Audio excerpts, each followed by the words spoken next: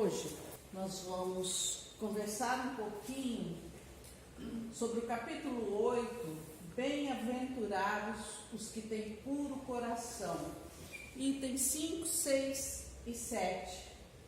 E vamos falar sobre pecado por pensamentos. Adultério. Jesus diz: aprendeste o que foi dito, não cometereis adultério. Eu, porém, vos digo que aquele que houver olhado uma mulher com mau desejo, já em seu coração cometeu adultério com ela. Então, primeiramente, nós temos que entender a palavra adultério. Quando Jesus fala em adultério, ele não se refere só especificamente àquele que nós conhecemos. Um homem desejar uma mulher que não seja sua, uma mulher desejar um homem que não seja o seu companheiro, ou vice-versa. Hoje nós temos outras maneiras de amor também, de casais. Mas ele quis dizer do pensamento mau, aquele que gera coisas ruins, que gera o mal. Então ele englobou tudo isso, que é o que Kardec nos explica, né? Não deve ser entendida no seu sentido exclusivo, porém num sentido geral. Jesus costumava empregá-la para designar não só toda ação má, mas tudo e qualquer pensamento mau.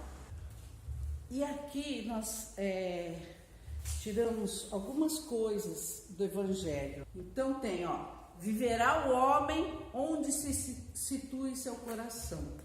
Quando a gente fala em coração, a gente fala em sentimento e mente. Porque o coração é a força viva, ao contrário, o pensamento é a força viva do nosso coração. Então, o adultério, ele é quando você trai qualquer princípio, qualquer um, principalmente os das leis de Deus. Porque nós temos os nossos princípios. Quando nós traímos a nós mesmos também, porque muitas vezes nós nos boicotamos, nós nos traímos. Kardec nos diz que a palavra adultério deve ser entendida em um sentido mais amplo, de mal, de erro e de todos os maus pensamentos. Aí a gente tem que falar um pouquinho sobre pensamento, não é verdade? Porque aqui são duas coisas, não é só adultério, é o pensamento que gera o adultério. Então, o adultério ele é gerado aonde? No nosso pensamento. Então, nós temos que falar sobre pensamento. Na obra do Céu e Inferno, vemos claramente porque precisamos estudar tanto sobre o pensamento. Na Gênese e nas obras póstumas, nós entendemos que o pensamento se concretiza por meio da movimentação de energias. Então, o pensamento é movimentação de energias. Quando você pensa, você está gerando energia, boa ou má. Então, olha como é importante nós entendermos os nossos sentimentos que geram os nossos pensamentos. Através deles é que nós colocamos em prática muitas ações. E muitas vezes não colocamos em prática. Mas Kardec tem um alerta também sobre isso. Ele fala que quando nós pensamos mais, não agimos por conta das conveniências, do que nós não fazemos porque pode ter uma consequência muito séria para mim. Quer dizer, eu só não achei a oportunidade, porque se eu achar, eu vou fazer, meu progresso ainda está muito pouco, quase nada. Mas quando eu penso e já não faço porque eu me policio e sei que aquilo é errado, e mesmo que surja a oportunidade, eu não faça, o que acontece? O meu progresso já está em andamento. Agora, quando eu tenho pensamento, ou quando eu não tenho nem pensamento mal, eu já estou. Para mim, isso ainda é meio complicado, porque eu ainda estou naquele assim, eu penso mal e não faço, me policio, né? Então, a gente vai caminhando, você vê que é um degrau, então a gente não pode, por exemplo, desanimar, não, eu sou assim mesmo, não adianta. Você vai galgando os degraus conforme você vai compreendendo as leis de Deus. No Livro dos Espíritos, na pergunta 457, Kardec pergunta: podem os espíritos conhecer nossos mais secretos pensamentos? Você vê que os nossos pensamentos, eles geram energias não só no nosso mundo físico, ele gera energias também no mundo espiritual. Então, Kardec queria saber se os espíritos conseguiam, né, conhecer os nossos pensamentos. E aí os espíritos respondem: muitas vezes chegam a conhecer o que desejaríeis ocultar de vós mesmos. Então, Jesus, quando ele fala do mau pensamento, é porque ele já conhecia tudo isso. Ele estava nos alertando que os nossos pensamentos nos trazem não só problemas no mundo material, mas no mundo espiritual também. Porque se o meu pensamento gera energias ruins, a minha companhia da espiritualidade vão ser os espíritos também que se afinam com aquela energia que não é boa. Agora, se o meu pensamento é bom, vão gerar energias boas, também vão ser as minhas amizades espirituais boas. Então a gente começa a compreender aí o quanto isso é importante para a nossa vida. E a gente não faz essa correlação dos nossos pensamentos com as nossas atitudes, com as nossas companhias materiais e espirituais. Porque assim como se eu sou uma pessoa complicada, toda errada, o meu grupo também é assim, porque nós nos afinizamos por grupos, materialmente, aqui nesse mundo, e na espiritualidade também. Então, olha que alerta que Jesus deu nessas palavras, e que a gente passa a não compreender direito. E tem mais uma coisa. Quando Jesus fala em adultério, e agora vou trazer um pouquinho, e lá na época de Jesus nós não tínhamos a internet, não tínhamos essa globalização que temos hoje. Então acontecem tantas coisas boas na internet, mas acontecem muitas coisas ruins. E muitas pessoas dão vazão a pensamentos e coisas ruins pela internet. E acham que não estão fazendo, que estão acobertados. E na verdade, como você vê aqui, a espiritualidade está lá, ó, de olho em nós, ou a boa ou a ruim. Não é verdade? Então a gente precisa alertar sobre isso também, porque hoje em dia nós temos muitas facilidades de comunicação. E essa comunicação nós precisamos prestar atenção, porque gera pensamentos, atos. A gente vê criaturas que fomentam coisas ruins e que nossa adolescência, nossas crianças entram por esse mundo afora nessas coisas. Então, Hoje em dia é muito mais, vamos dizer, atual esse alerta que Jesus nos deu.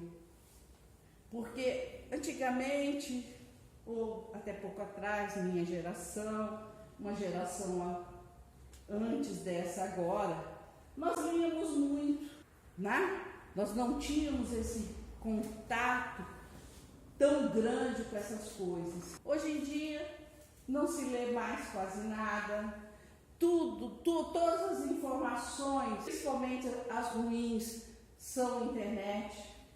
E isso gera energias de pensamentos negativos muito grande. Então nós precisamos tomar cuidado com isso também. Então, olha, você caminhar por esse mundo, nós precisamos ter muito equilíbrio, muita força de vontade de querer ser melhor por conta dessas coisas. Então, a verdadeira pureza não está somente nos atos, porque tem gente que faz atos para os outros verem puros, mas o seu pensamento é ruim. Então, a pureza está no pensamento, principalmente, porque o primeiro gerador do ato em si é o pensamento. Aquele que tem puro coração nem sequer pensa o mal. Não é para mim isso ainda, né? Jesus condena o mal mesmo em pensamento, porque é sinal de impureza. Quando a gente fala em maus pensamentos, a gente lembra, nós temos nosso dia a dia, nós temos chefe, nós temos família, nós temos trânsito, nós temos tudo em volta de nós que pode gerar esses maus pensamentos. Mas nós estamos à mercê disso? Estamos? Não, de maneira nenhuma. Sabe por quê? Porque Jesus nos ensinou também que devíamos orar e vigiar. Então, ele fala para nós sobre o pensamento, sobre o mau pensamento, mas fala que nós também, se estivermos em sintonia, nós podemos vencer esse mal em nós. Aí, aquilo que eu já tinha falado, quem não consegue o mau pensamento já tem um progresso realizado, né? Quem os consegue mais os repele, já está em vias de realizar, que é o que eu penso que eu quero que seja o meu. Estou tentando realizar o progresso. E quem no pensamento mal se compraz, o mal ainda está em sua plenitude nele. Todo pensamento mal resulta na imperfeição da alma. Aí entra naquilo que a gente estava falando, né? Desejar o mal ao outro, mesmo que a gente não chegue a fazer. Hoje eu estava vendo um pedacinho do filme que meu companheiro gosta de assistir, e eu vi lá o cara planejando o mal, falando assim, se Deus quiser, Deus vai ajudar que isso vai dar certo. Aí ele falou assim, puxa vida, olha só, coitado, Deus ajudar a fazer o mal, né? Então, é mais ou menos por aí. Às vezes as pessoas, elas pensam no mal e ainda evocam a figura de Deus, de Jesus, para praticar esse mal. E tá cheio assim, que você vê isso acontecer. Agora tem uma coisa, se alguém desejar mal para você, ou te fazer o mal, qual a sua posição? Eu não se esquentar com isso, porque o problema é do outro.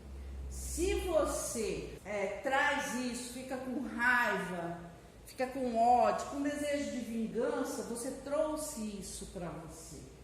E você trazendo isso para você, você assumiu aquelas energias que o outro te deu. Se você não faz isso, ele que se vire com essas energias para lá. Você está de boa. Aí, toda prática do mal, né, é uma infração à lei de Deus.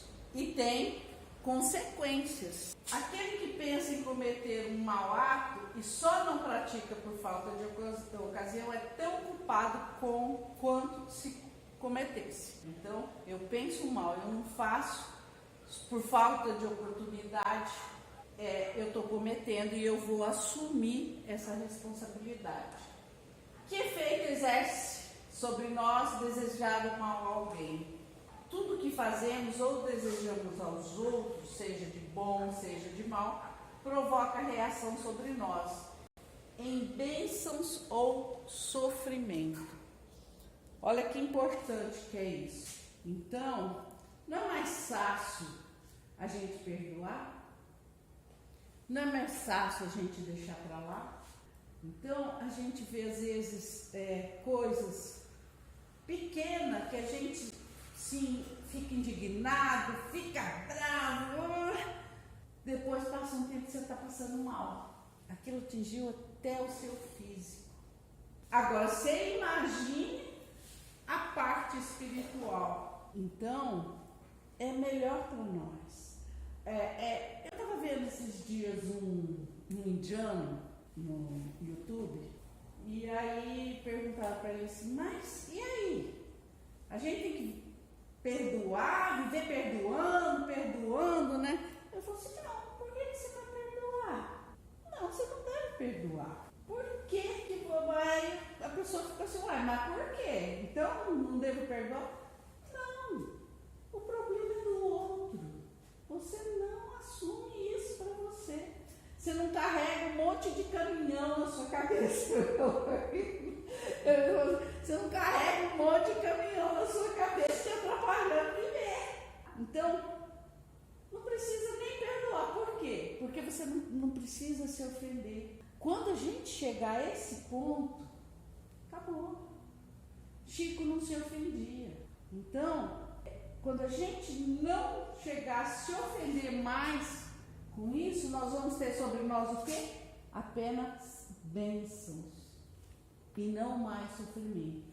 É um conselho que Jesus nos deu para o nosso bom viver, como tudo que ele disse. Temos aí, né? Como acabar com isso? Orai e vigiai, né? Sabendo então que somos responsáveis por nossos pensamentos, é de tamanha importância o orar e vigiai, sempre, pois é a partir daí que passamos a refletir os maus repelir os maus pensamentos. Trabalhemos os sentimentos que suscitam em nós. Por exemplo, se sentimos raiva perante quem tenta nos desviar do caminho, tenhamos consciência de que o outro faz e fala, de que o que o outro faz e fala será sempre responsabilidade dele e não nossa. Os maus pensamentos advindos da raiva prejudicam principalmente a nós mesmos. Por isso é importante acolher os sentimentos, buscando entender o que ele quer nos trazer, porém que nos traga equilíbrio e autorregulação emocional. Então, o nosso trabalho tem que ser sempre do perdão, do sentimento, do pensamento, sempre de amor, para que nós possamos regular o nosso emocional. Façamos uso da prece diária. Ela sempre será o bálsamo para as nossas dores. Assim, estaremos mais em sintonia com os bons espíritos e maior será o nosso aprendizado. Então, é isso que eu tinha para hoje.